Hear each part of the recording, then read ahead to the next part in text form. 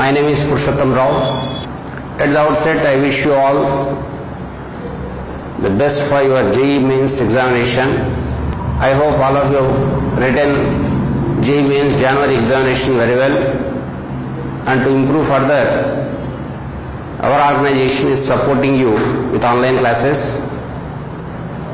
Today, in chemistry, we take two chapters. One is atomic structure, second topic is periodic classification of elements. All of you know that these two topics have good weightage in any competitive examination, including JEE Mains. Definitely we can expect one question from atomic structure and one question from periodic classification of elements. Before I give you some of the important questions in these two topics, let me give you the areas where you need to talk or prepare better for atomic structure first. We can expect a question from the fundamental particles discovery issues. Second area, electromagnetic radiations, quantum theory, photoelectric effect. And the second part of the topic, Bode's concept, followed by de Broglie's wave theory, Heisenberg's uncertainty principle, and finally quantum numbers with quantum mechanical model of atom, and of course finally electron configuration of elements. So these are the areas. Let us see some important questions, and I try to explain the concept as well surrounding each such question. Let us begin first with the first question, which I write here. The number of subatomic particles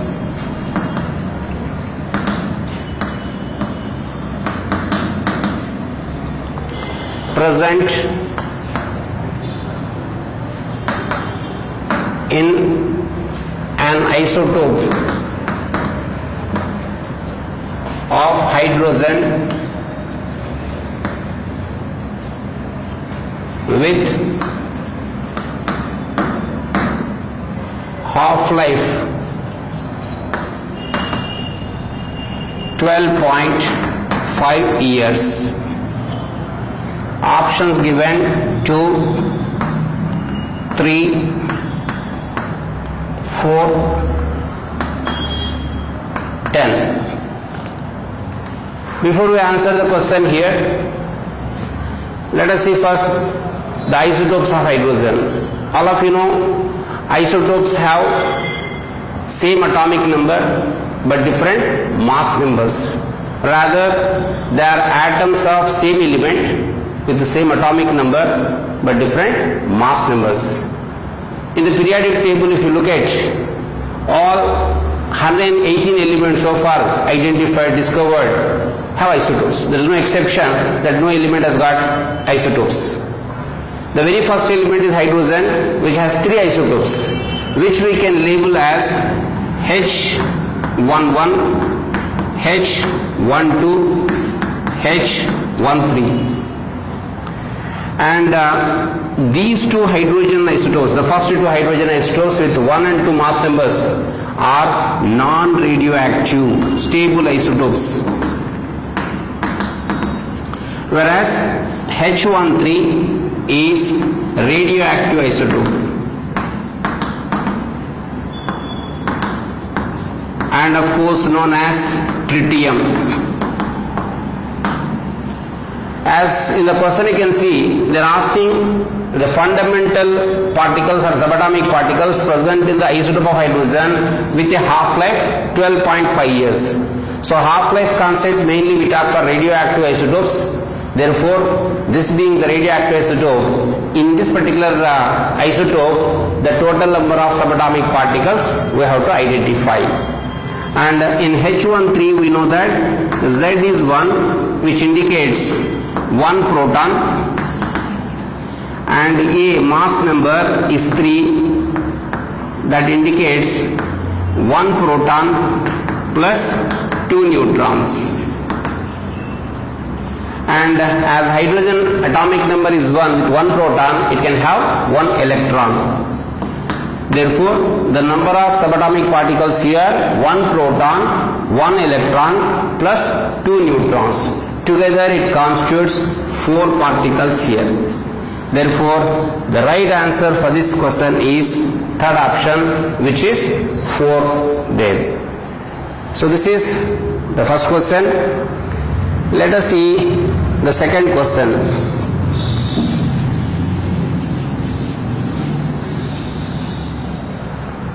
The next question I am going to talk is the fifth question given for you. The shortest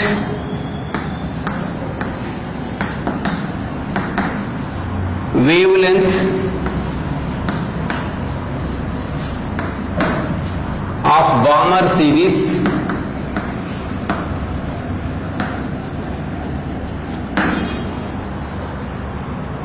in hydrogen spectrum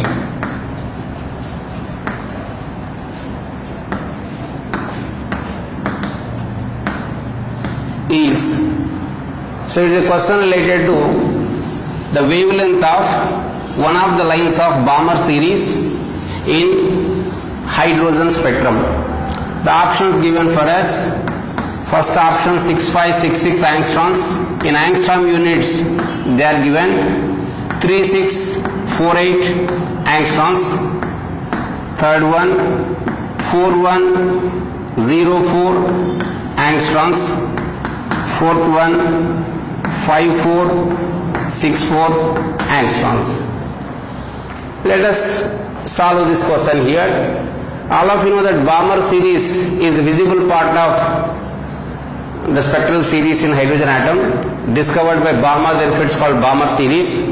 And in Balmer series, electrons have to jump from any higher level to second orbit. So such spectral lines are called Balmer lines, Balmer series. Any higher level higher than second orbit to second orbit. And here the question is shortest wavelength. Of course, first of all we have to take here Rydberg equation to find out the answer. 1 by lambda is equal to R into Z square, 1 by N1 square minus 1 by N2 square. This is the Rydberg equation, very famous equation, and Z value for hydrogen is 1, R into 1 square. Here N1 for Balmer series is 2 because electron has to return to second orbit, therefore it is 2 square, 1 by 2 square minus. Now here the question is shortest wavelength. We can have two extremities, shortest wavelength and highest wavelength. We can understand this in terms of energy consideration. All of you know that energy and wavelength are inversely proportional. So when he says shortest wavelength means highest energy. Highest energy in the case of Balmer series possible when electron jumps from infinite orbit to second orbit. Therefore it must be infinite square, 1 by infinite square, as N2 should stand for infinite there. Then if you solve further this, R into 1 by 4 minus 1 by 0. 1 by infinite square is 0. Therefore it is simply R by 4. And further, as wavelength we have to calculate, we need to take this R value. 1 by lambda is equal to R by 4. Reciprocal of this one, 4 by R. R value in centimeters we can take like 1.1 into 10 power 5. It is centimeter inverse there, wave number point of view, R value. And if you simplify further this,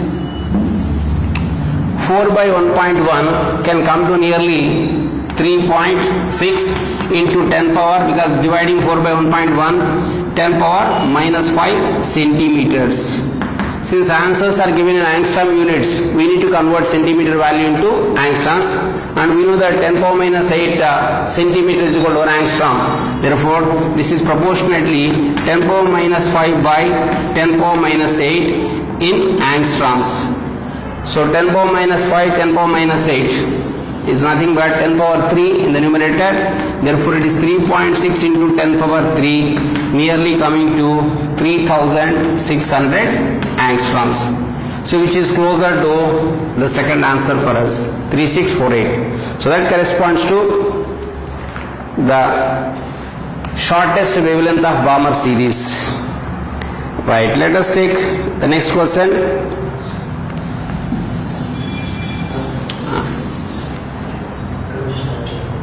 Okay. Seventh question I am taking here. Which of the following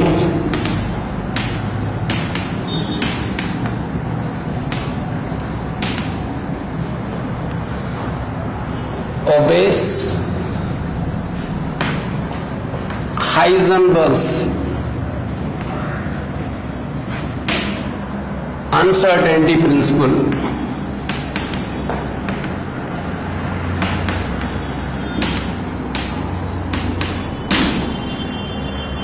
And the options given for us: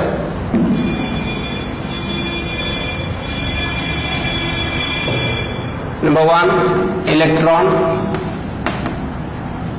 number 2, beta ray; number 3, positron; number 4, all of these. Before we try to answer the question, let us see the concept.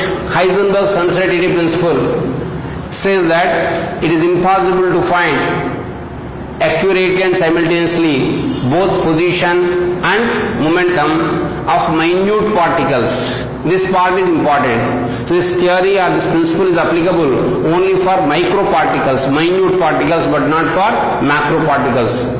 A minute particle cannot be assessed its position at the same time its velocity at the same time. Differently you can find out accurately one of these two parameters, but we can't find out both velocity and position of minute particles like electrons or protons or even atoms, molecules which are at very small in size level, right? And for macro particles, suppose if I throw a cricket ball or if a vehicle is going on a road, we can't use this uncertainty principle, because for such macro particles you can find out position as well as momentum accurately. Therefore, this principle is valid only for micro particles.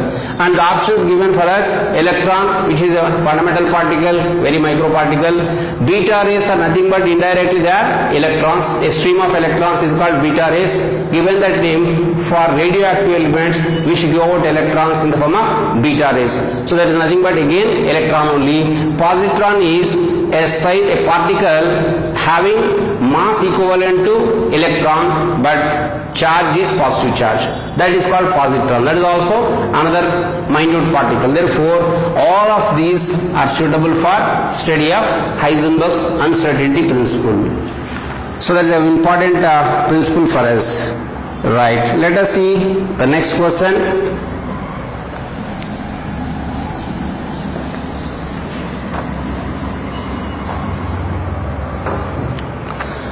I am taking question number 10.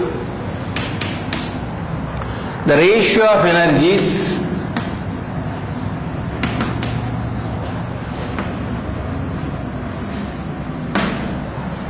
of 10,000 angstroms and 2000 angstroms wavelength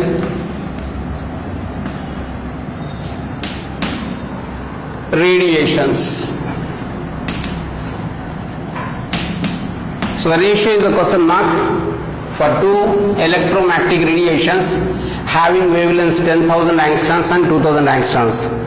The options given for us: 1:1, 2:1, 5:1, and last option 1:5. So it is a wavelength versus energy relation required for us. For electromagnetic radiations, we have this formula. For a single photon point of view, E is equal to hc by lambda. For n photons point of view, n hc by lambda we can write. Now E is equal to hc by lambda, where h is Planck's constant, so it is a constant for any electromagnetic radiation. C, velocity of light, that is also constant for any electromagnetic radiation. When both h and c are constants, we can say that energy and wavelength are inversely proportional to each other. So energy is inversely proportional to lambda. And if I take the first radiation energy as E1 is equal to hc by lambda 1, and second energy as E2 hc by lambda 2. If I divide one with the other, E1 by E2 becomes hc by lambda 1 by hc by lambda 2, rather becomes lambda 2 by lambda 1. And what is the second wavelength given for us? 2000 angstroms. Since ratios are taken, if both factors given are in the same units, we need not make any conversion of units. As this we can proceed. So 2000 angstroms by 10,000 angstroms. So now we can understand it going by 5 times. So it's 1 time, this is 5 times, therefore the ratio of E1 is to E2 must be 1 is to 5. So 1 is to 5 stands for the fourth option there.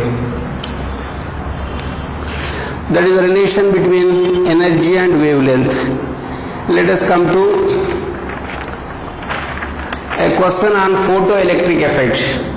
Photoelectric effect is an effect indicating the particle nature of the fundamental particles like electrons, etc. And the concept was successfully explained by Einstein using quantum theory. And based on that concept, let us see a question. Let me write the question. It's 48% in the information given. Photoelectric emission is observed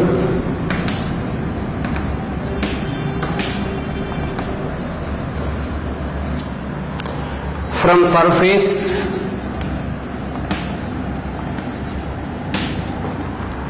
for frequencies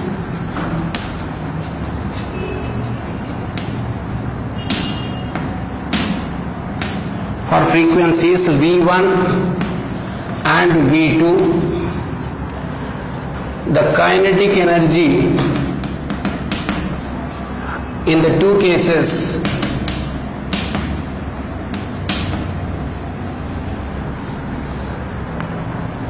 is in the ratio 1 is to K. Then the threshold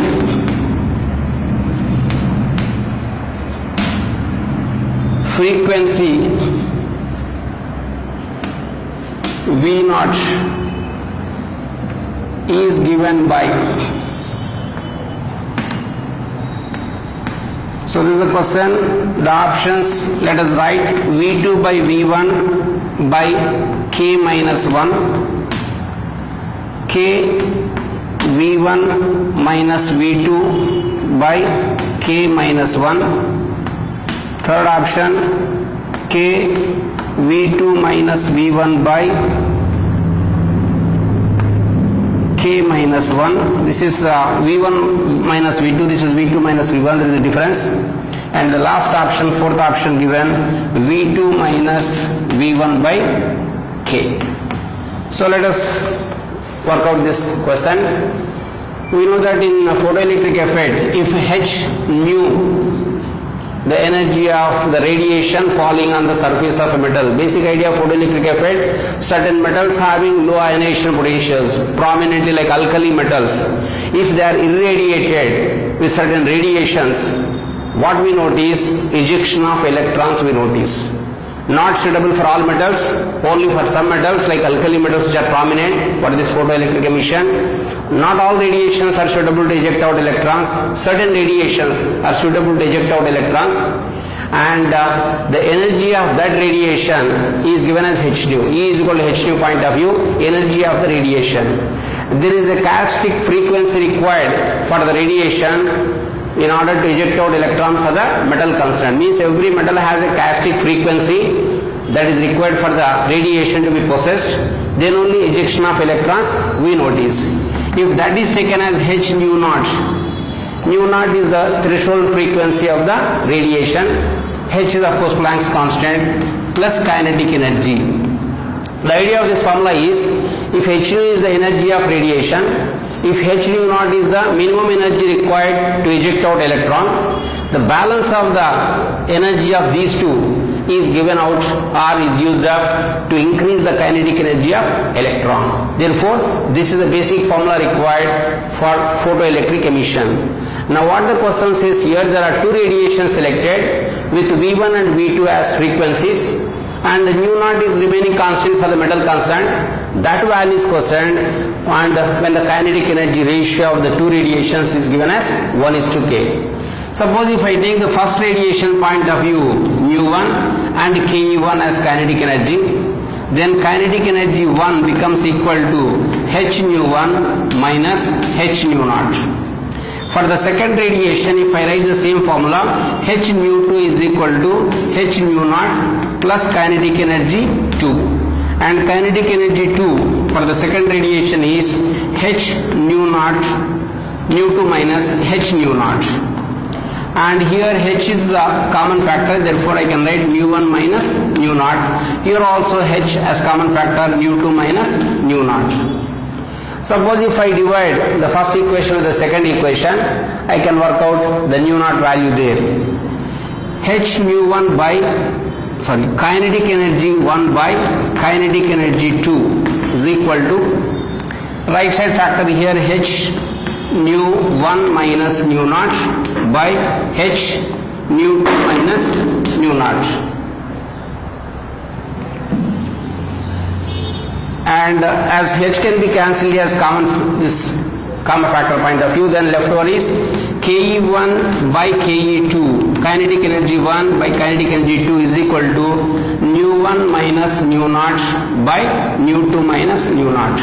And the ratio of these two kinetic energies is given as 1:k. Therefore, I can write that is equal to 1 by k. And if I further expand the formula, it is k nu1 minus nu naught is equal to nu2 minus nu naught. And further solving the problem, k nu1 minus k nu naught is equal to nu2 minus nu naught. Bringing similar factors nu naught one side, so I can have k nu1 bringing nu to this side is equal to, other side it goes as q nu naught minus nu naught. And here we want nu naught value, so this I can write further k minus 1 into nu naught, because nu naught is a common factor there, is equal to k nu1 minus nu2. Therefore, nu naught is equal to k nu1 minus nu2 by k minus 1. So that should be the right answer. We can see this in the second option. So this is a very important area of information you can expect in the JEE Mains examination, normally question for photoelectric effect. Right, let us go to some questions related to Bohr's atomic model. We know that in Bohr's atomic model there are some areas which are very important from exam point of view. One is radius calculations, energy calculations, in which potential and kinetic energy relations, velocity of electron, such calculations related to velocities, and even hydrogen spectrum point of view, Rydberg equation related problems. So they are the areas. Let us see few questions related to that area. Now I have a question here, kinetic energy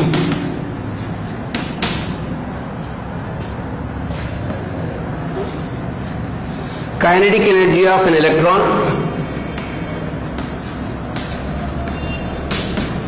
is in hydrogen atom in an orbit is 1.82 into 10 power minus 24 joule. The wavelength associated with the electron is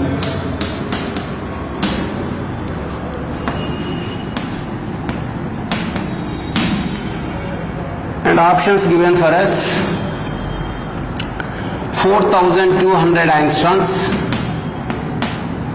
3,600 angstroms. Third option, 2,800 angstroms. And fourth option, 7,250 angstroms. So this is the question. Kinetic energy of an electron in orbit of hydrogen atom is given. The wavelength associated with the electron. So it is a relation between wavelength and kinetic energy. Of course, we have de Broglie's formula, h by mv. Lambda is equal to h by mv. So momentum and wavelength of minute particles are inversely proportional to each other. All of you know that this is another important concept, de Broglie's wave theory. De Broglie says that electron like minute particles, again like Heisenberg's uncertainty principle, this de Broglie's theory is also applicable only for minute particles like electrons, protons, atoms, molecules, and if they are in motion. So both the theories, Heisenberg's uncertainty principle and de Broglie's wave theory, both are related to minute particles, plus they must be in motion. If they are stationary particles, these are not valid. So when a minute particle like electron is in motion, then how the wavelength is related is given by this formula. But here, to calculate wavelength, we require velocity and mass of the particle. Since it is hydrogen atom mentioned, sorry, electron is mentioned in the hydrogen atom, so mass of electron is known to us. And velocity we can calculate from kinetic energy value. Otherwise, we can also directly use kinetic energy expression in this relation. We know that kinetic energy of any particle in motion is equal to half mv square. So V square will be therefore 2 kinetic energy by m. So V will be equal to under root of 2 Ke by m. That I can substitute in this formula to get a direct relation for this calculation. It is m into, in place of V I can write under root of 2 Ke by m. And it becomes m by root m, again becomes root m. Therefore h by root m into 2 kinetic energy as wavelength. So now let us calculate by substituting the values. Since the energy is given in joules here, I should go for SI system of calculation, all parameters to be taken in the SI system of calculation, where h value is 6.625 into 10 power minus 34 joule second. The denominator under root of mass of electron 9.1 into 10 power minus 31 kilogram, 2 into kinetic energy value given here 1.82 into 10 power minus 24 joule.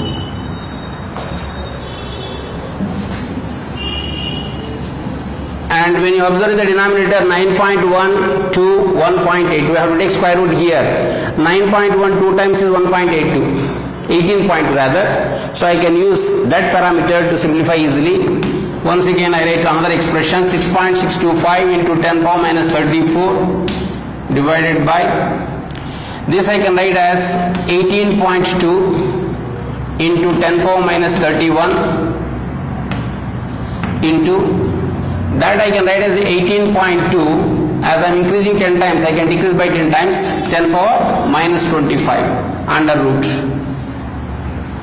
This becomes now 6.625 into 10 power minus 34 divided by 18.2, square root becomes 18.2 into minus 31 minus 25, minus 31 minus 25, 56. As square root I have to take by 2, it is 10 power minus 28.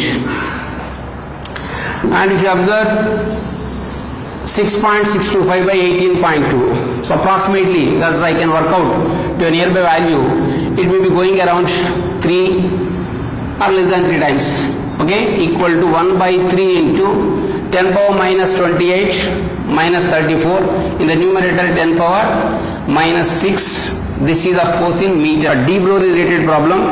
Let us come to a problem related to Bohr's atomic model. Energy relation. For one electron systems, we can talk of this Bohr's model. So Z is standing for all one electron systems like hydrogen atom, helium plus, lithium plus 2, etc.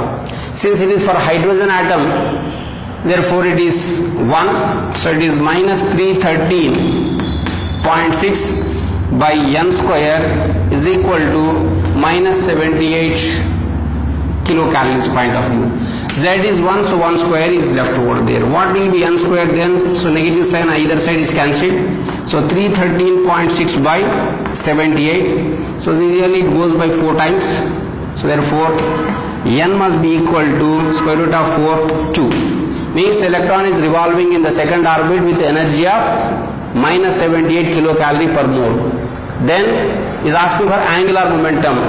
Angular momentum of electron is given by the expression mvr is equal to nh by 2 pi, where now we have got the n value as 2. Therefore angular momentum is equal to 2h by 2 pi. So 2 getting cancelled, it becomes h by pi. So answer therefore becomes second option there. This is energy and angular momentum of electron point of view. Next, let us see the last area of atomic structure where electron configuration related questions. So on quantum numbers, let me give one question. Thereby we talk of the concept. The correct set of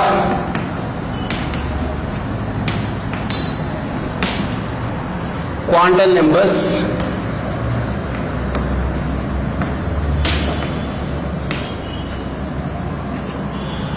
among the following.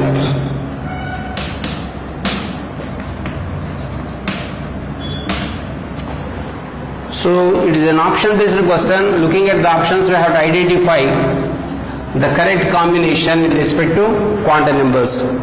The first option given, n is equal to 2, L is equal to 0, m is equal to 0, s is equal to minus half. Second one, n is equal to 3, L is equal to 0, m is equal to 2, s is equal to plus half. Third option, n is equal to 5, L is equal to 3, m is equal to minus 4,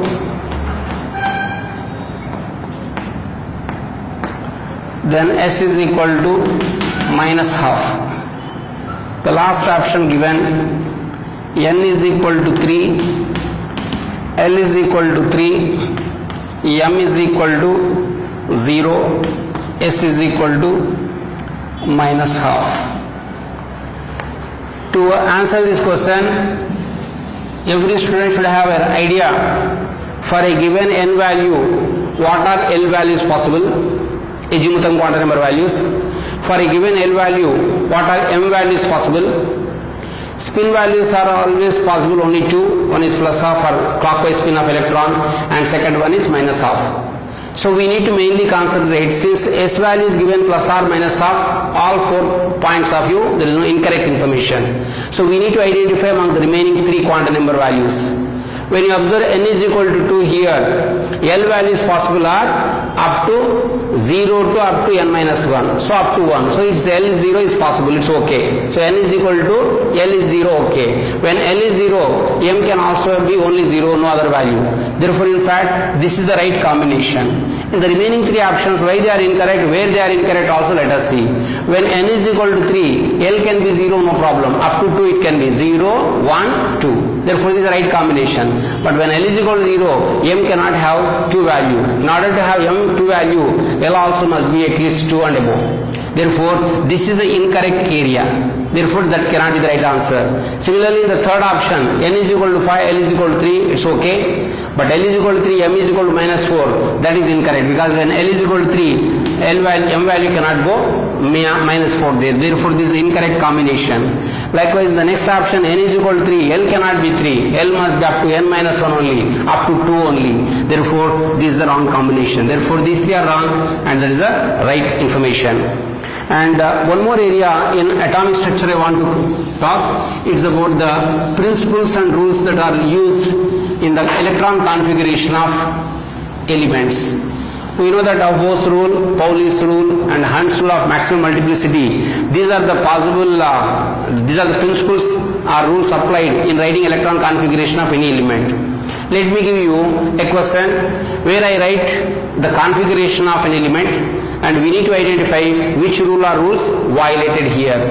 Rule or rules violated. I am writing the configuration here.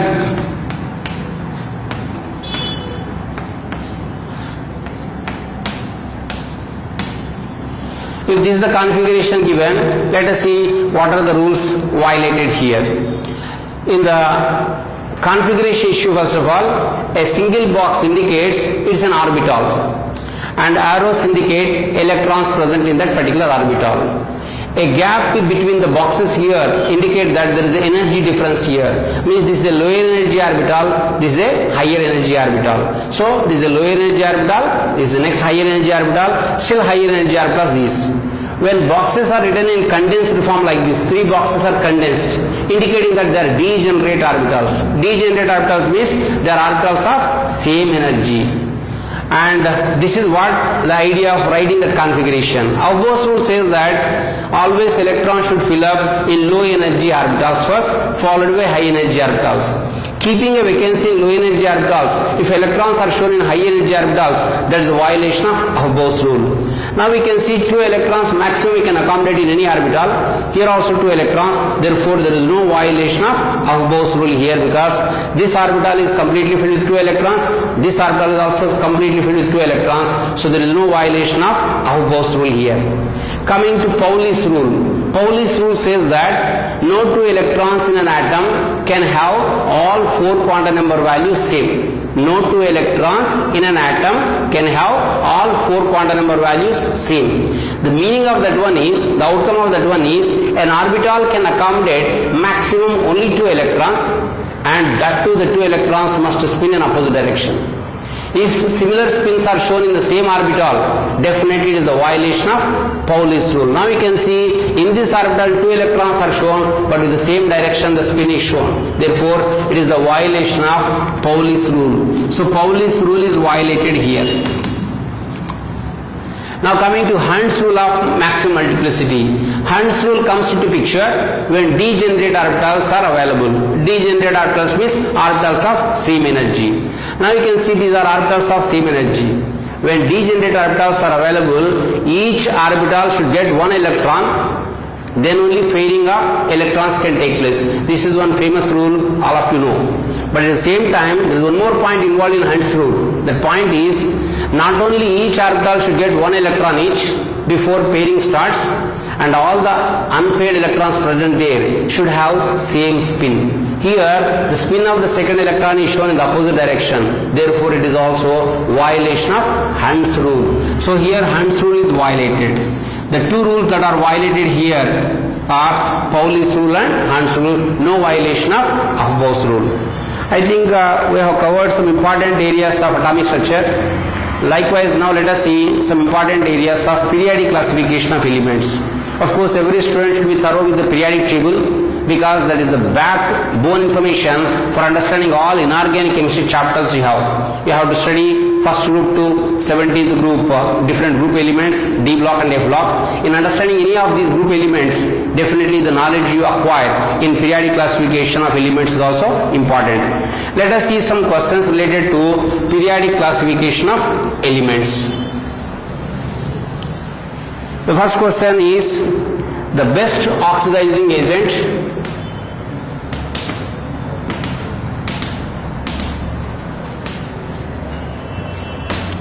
among the following.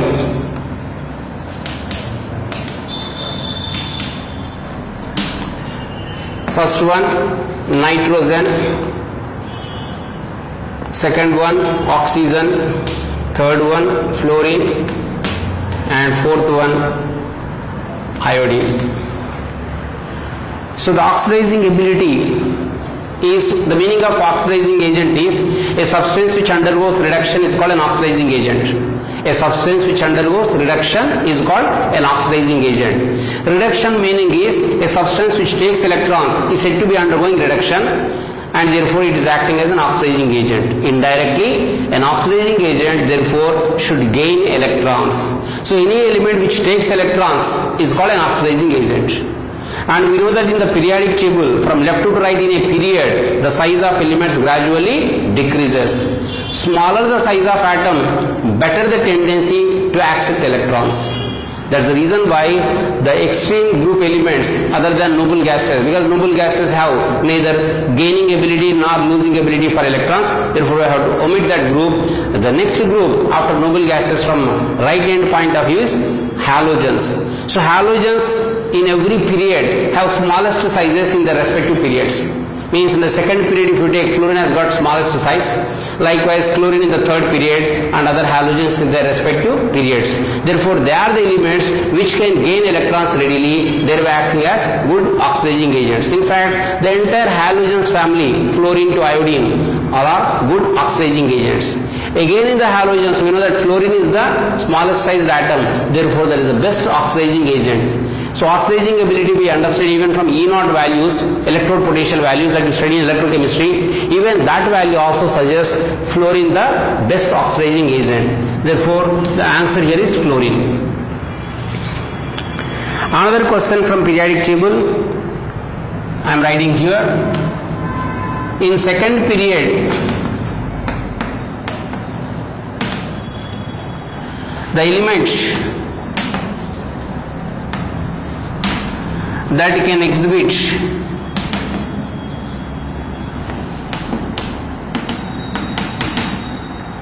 highest oxidation state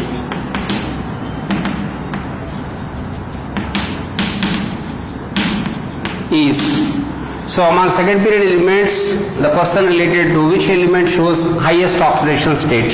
So the options given: nitrogen, oxygen, fluorine, and last option carbon.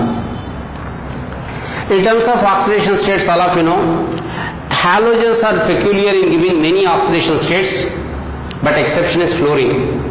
Except fluorine, the remaining halogens, chlorine, bromine, iodine, they show variable oxidation states because of availability of 7 electrons in the valency shell. They have different bonding abilities, thereby they can form different type of molecules with different oxidation states, almost like D block elements. They do show variable oxidation states, which is not normally observed in representative elements.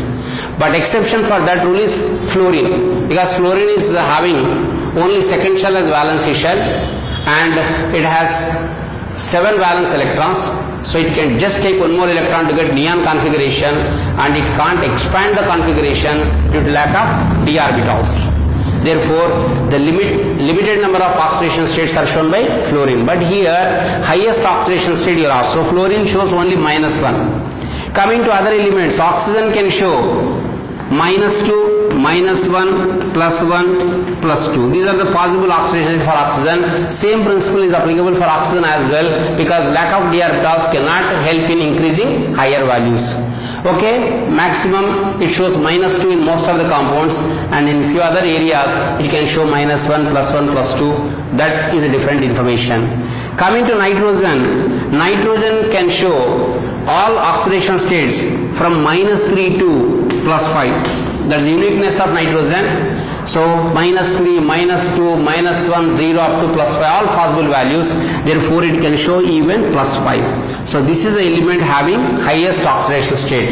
Coming to carbon, carbon can show from -4 to +4 only, because valence number of electrons in carbon is only 4. Therefore highest value goes for +4, least value -4.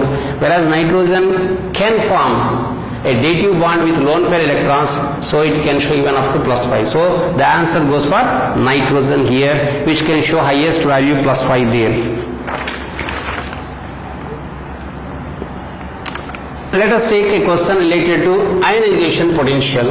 We know that in periodic classification of elements, atomic size, ionic size, ionization potential, electron affinity, electronegativity. These periodic properties are very important from exam point of view. So you have to concentrate on those areas. Let me give you a question related to ionization potential. This is one famous question there.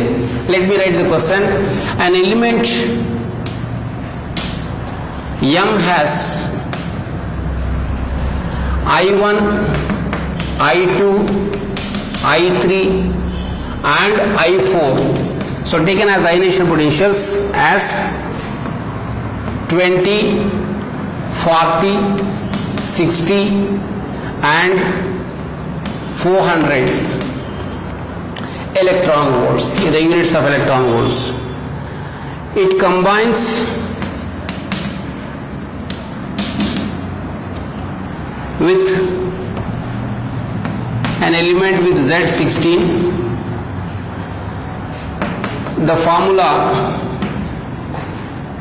of these two elements, the formula of these two elements, the formula of the compound, better I write, the formula of the compound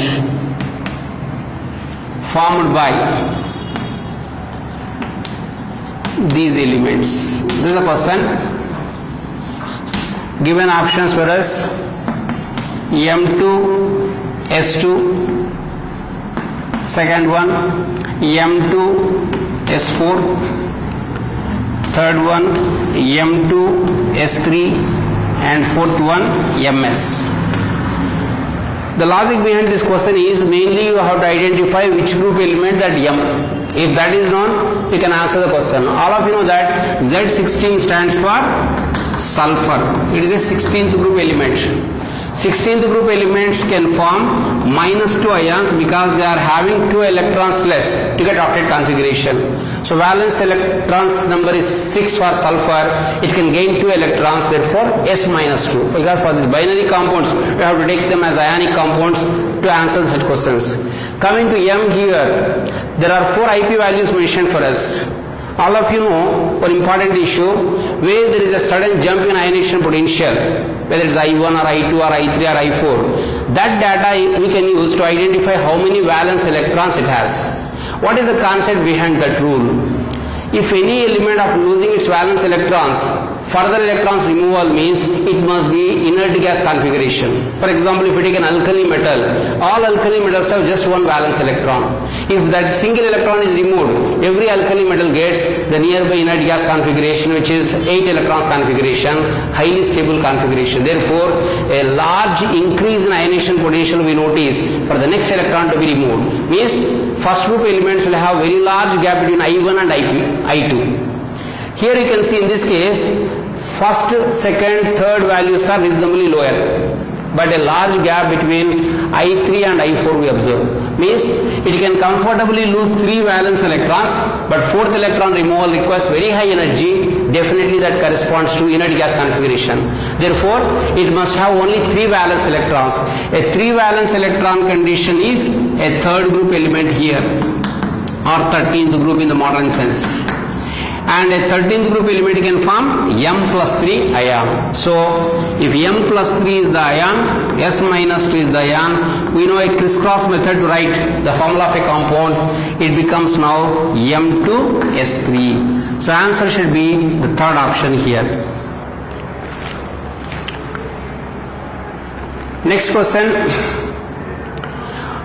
How many of the following? This is a polarizing power issue point of view. How many of the following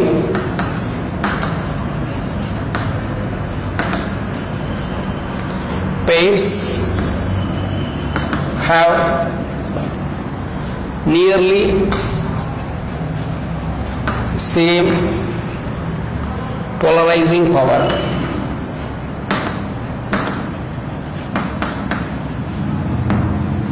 That is the question. The options given, let us see. First option, of course multiple options point of view question is given. Lithium plus Mg+2, B beryllium +2, aluminium +3, C sodium plus potassium plus, and D B plus 3 Si plus 4.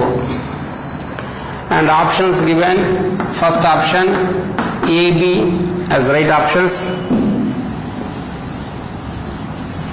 second one A, B, C, third option A, B, D, and fourth option B, C, D. Right. So polarizing power, if you understand, then we can connect this question. Polarizing power is mentioned for cation's point of view. You are aware of Fossen's rules. Fossen's rules are understood for ionic compounds to understand their covalent nature. So every ionic compound, no ionic compound is 100% ionic in nature. There is always some covalent character. The sum of these two characters, if you take as 100, then we understand whichever ionic compound having more than 50% ionic nature is ionic compound, less than 50% covalent nature is as ionic compound. Other way, if 50% more covalent character is there, it is considered as covalent compound. This is what the concept of Fossen's rules. And the polarizing power is given for cations and the polarizability is given for anions. We know that there is one concept in your periodic table chapter, diagonal relationship. Diagonally related elements belonging to second and third period have same polarizing powers. That is one of the reasons why they show similar properties, because diagonal related elements belong to different groups. In spite of belonging to different groups, still they show similar properties. That's because their polarizing powers of cations are similar there. That point of view this question has been given. We know that lithium and magnesium ion, they are showing diagonal relationship, therefore have similar polarizing power. So this is one right combination. Beryllium, aluminium, beryllium belonging to second group and aluminium belonging to third group of second and third period. That is also a diagonal pair. But sodium, potassium, they belong to same group, no diagonal relationship. And the last pair is also diagonal related element, B plus 3 and silicon plus 4. Therefore, except C option, remaining three cases are diagonal related elements. From that point of view, polarizing powers are equal. So third option stands for that information there.